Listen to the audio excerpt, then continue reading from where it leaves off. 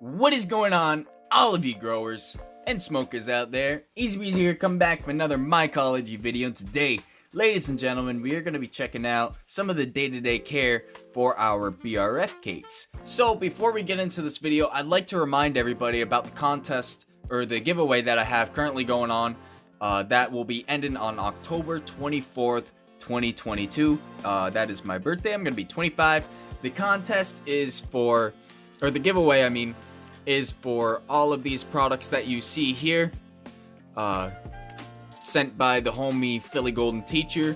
So the way to enter this contest is to be liked on any one of my social media platforms, being Instagram, Facebook, joining my Discord, and you have to be a active follower, meaning that you have to at least be interacting to any one of those social media sites at least once a week. So for each social media site that you are following and are active on, you will get one extra chance. Unless you're in my Discord. Discord's a little bit different. Discord, your entries will be based upon your level by the Me6 bot. So the more active you are in my Discord, the more chances that you're going to have to win some of these great prizes here. And so thank you guys so much for listening to this long intro, and without further ado, let's get into the video.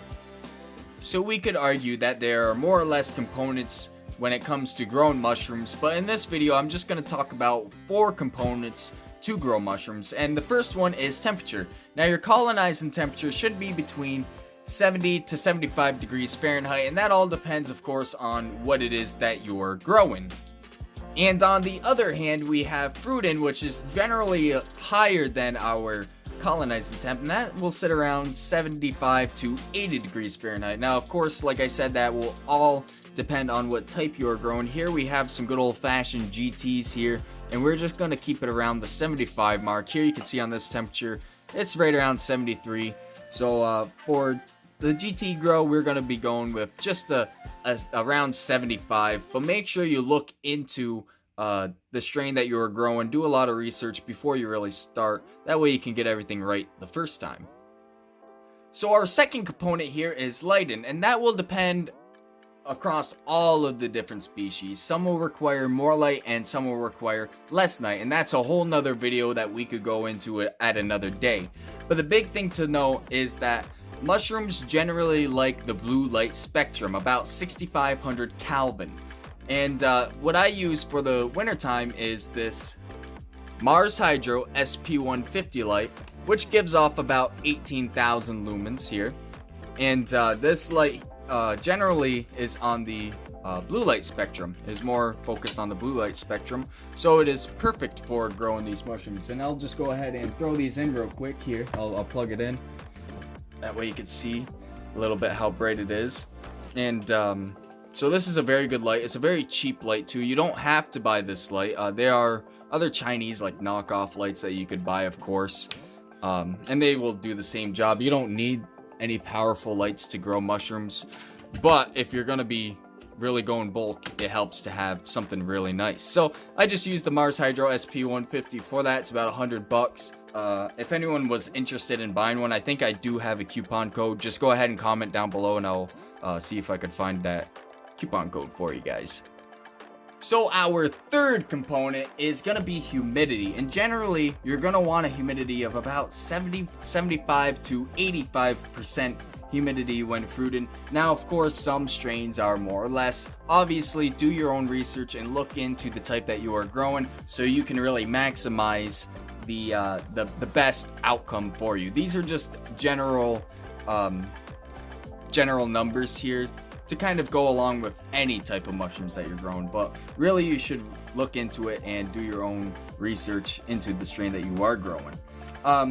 So I want to talk too about over hydrating these, and why I say you don't want a 90 or 100% humidity for some of these, and it all depends on what you are growing.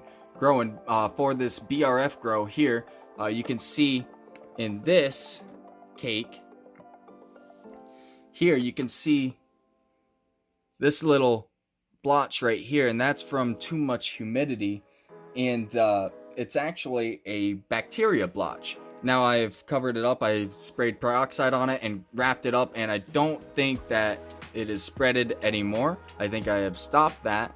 But it's something to keep an eye out, is to look for something like that. And you can see, if I can, maybe I can rip some of this away. You can see how nasty it kind of looks in there, how almost slimy it is. That's the bacteria there. It used to be slimy, at least. It's dried up a lot now.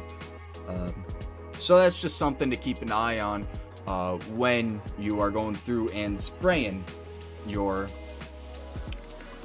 mushrooms here, because of course you need humidity too. It's something you can't live with, you can't live without it. So when I spray my mushrooms, I just kind of mist over them and let the air itself fall. Don't worry about these, they're all fine. And I kind of just let the little water droplets fall on top of them. Never spray directly on them, you're gonna overhydrate them easily. Just give it a nice little mist over top of them. And then what I do with the inside of a container, depends what kind of containers you're using. Here I have my micro shotgun fruiting chamber. I give it one spray inside, and then I give it a little whip to get out all the excess water, and you can go ahead and throw that back on.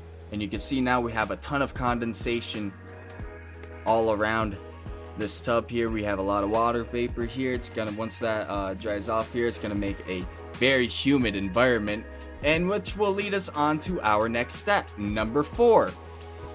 So our last and final step is FAE, fresh air exchange, or free air exchange, whichever you prefer. And that's simply how many times are you going through and fanning. I'm just using Rock Band 2 here for the Xbox 360 to go ahead and fan over top of them, just to add in oxygen and try to get out the excess CO2 that may be deeper down inside of these jars, or your container for that matter. So what I'll do is I'll fan, and you can see here I got the game, and I'll just fan over top of them, and even over top of my container itself. Even if I can remove the cake, I will remove the cake before fanning. If that's not possible, then I will of course fan, with it in, but I'll fan both the container inside and the cakes themselves, depending on depending on what I am, what size I'm growing, I guess. So these are just little 8-ounce BRF cakes. Depends if I'm doing a 32 quart grow, everything always varies. So the important thing when you are doing your free air exchange is to look at the tops of the pins, and if you can see any sheen or shine on the top of the pins, then that means that you need to keep on blowing. So I'll give you guys also a bonus little component to fruit and mushrooms, and that is when to start fruit and mushrooms. Now you can see here from this cake, it's pretty much colonized, fully colonized. Actually, I think this one is a little bit more on top. This cake is almost fully colonized here, and that means you will need to be getting these ready for fruiting conditions. And of course, your prep work will reflect your outcome.